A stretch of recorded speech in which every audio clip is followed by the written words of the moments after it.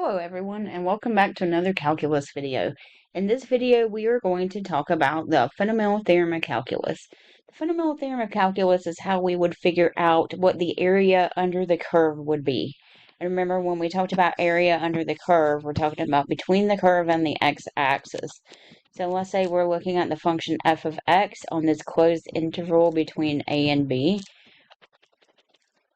In a previous video, we talked about how we could estimate that area by splitting this region into rectangles and looking at left sums versus right sums.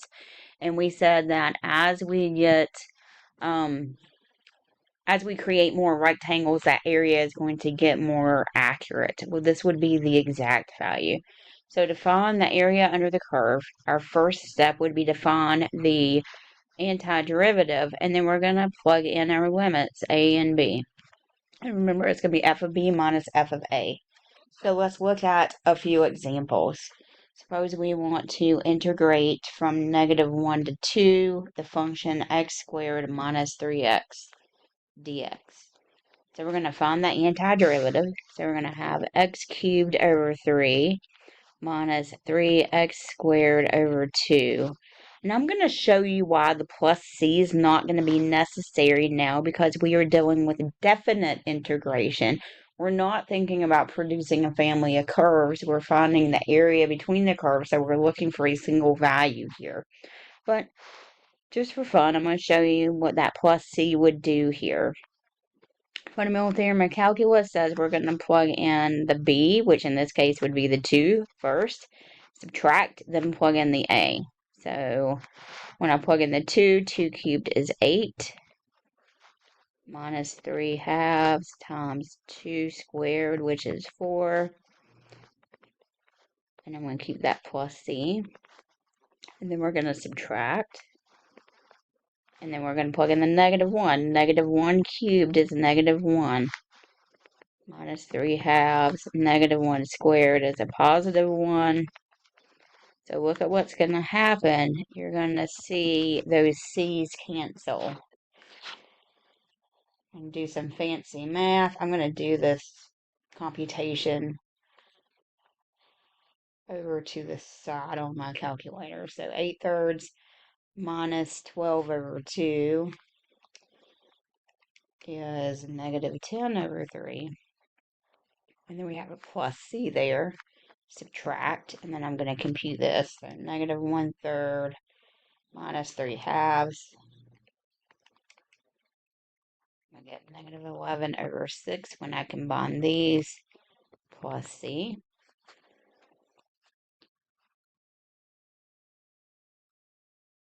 Distribute that negative.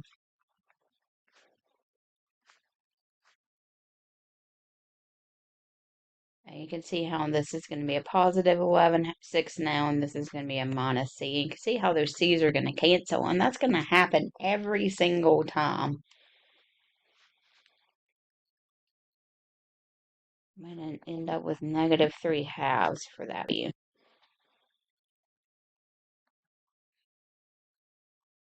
So typically what happens when we perform definite integration is we don't even worry about the plus c, because it's going to cancel out anyway once we apply that fundamental theorem of calculus.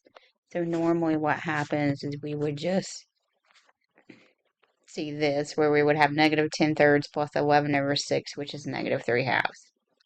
And that's perfectly fine with definite integration. So let's look at another one.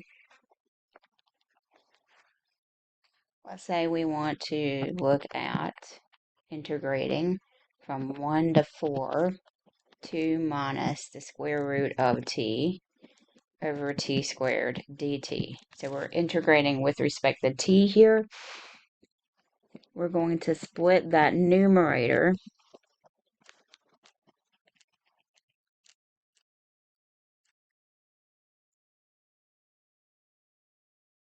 So this is 2t to the -2. And then when I combine white terms here, we subtract fractions. We subtract exponents. 1/2 minus 2. And I'm going to keep it as a fraction, is -3 halves. Okay, so this is just a rewrite step. Now we're going to integrate. So we're going to add 1 to the exponent, divide by the new exponent. I'm going to add 1 to the exponent, divide by the new exponent. And then we're going to evaluate from 1 to 4. So notice the notation that I'm using here. I'm using like a little bracket with those limits of integration. This lets me know that I integrated, but I still need to evaluate. I'm going to clean this up before I evaluate. So this is negative 2 over t. When I do keep change flip, this is going to become a positive 2 over square root of t, going from 1 to 4.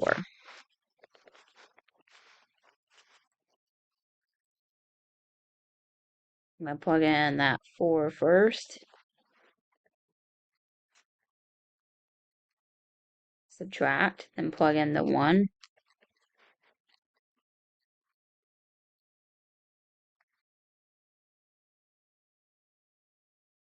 This is negative 1/2 plus 2 over 2, which is 1, minus negative 2 plus 2.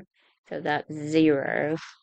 So we're going to end up with a positive 1/2 here for that one. Let's look at one more. Suppose we want to integrate from 0 to pi over 4 secant squared of theta d theta.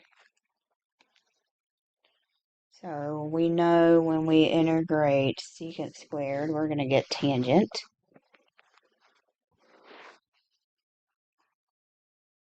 Because the derivative of tangent is secant squared. And we want to evaluate that from 0 to pi over 4. So it's going to be tangent of pi over 4 minus tangent of 0. Tangent of pi over 4. Remember, on the unit circle, this is the y value divided by the x value. Both of them are square root of 2 over 2, so that's going to be a 1. Tangent of 0 is a 0, so we're going to get a 1 for that. So there's a second part to the fundamental theorem of calculus. Most textbooks refer to this as the second fundamental theorem of calculus.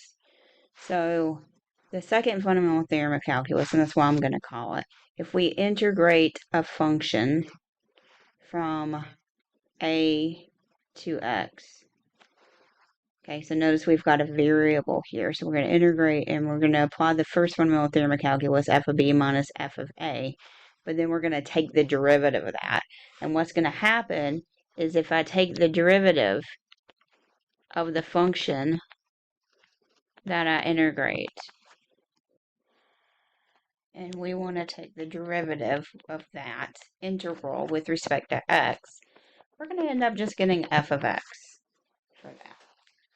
So let's look at an example for that fundamental theorem of calculus.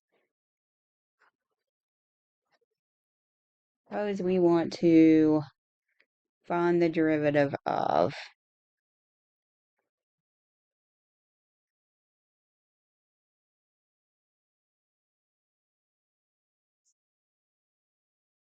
f of x is equal to, we'll go pi over 2 to x of cosine of t dt. So essentially they're asking us for this.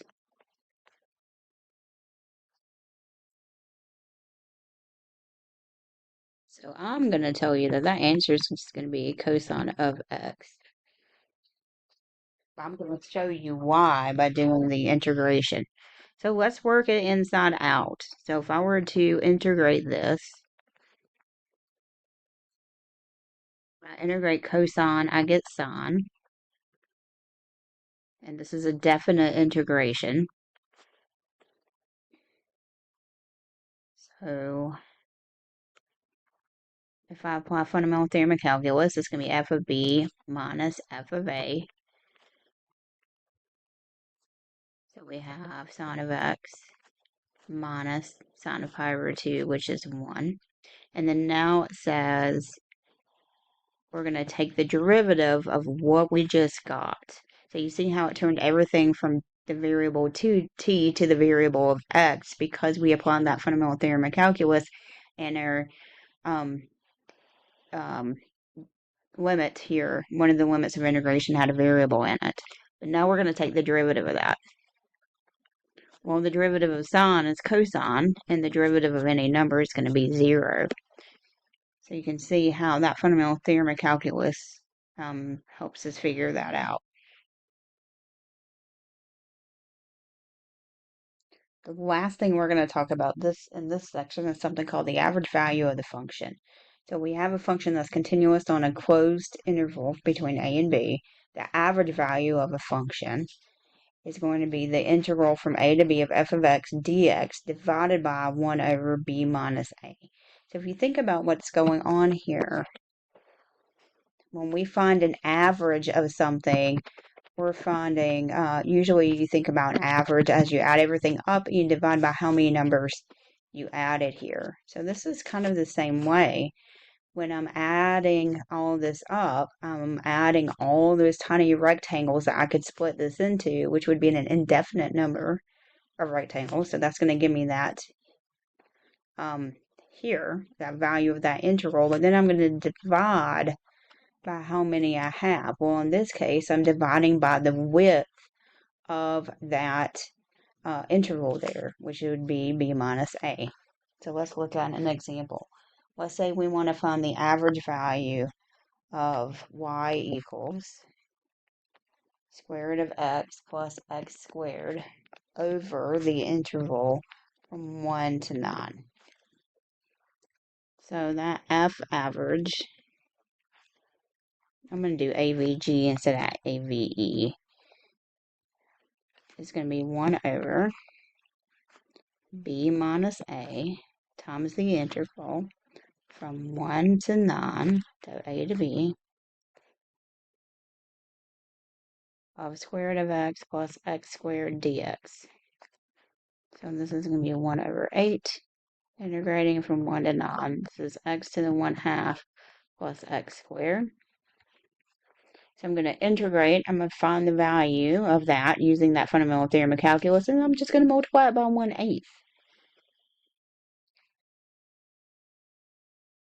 So when I integrate this, I'm going to get x to the 3/2 divided by 3/2, which is the same thing as multiplying by 2/3, plus x squared integrates to x cubed over 3. I'm going to evaluate from 1 to 9. So I have 1/8 on the outside. And then I'm going to have 2/3 times 9 to the 3/2, which is going to be 27, plus 9 cubed over 3. 9 to the 3rd is 729. 3, subtract, and I'm going to plug the 1 in. I'm going to get 2/3 times 1 plus 1/3. And I'm just going to plug all this in the calculator. So 2/3 times 27 plus 729 over 3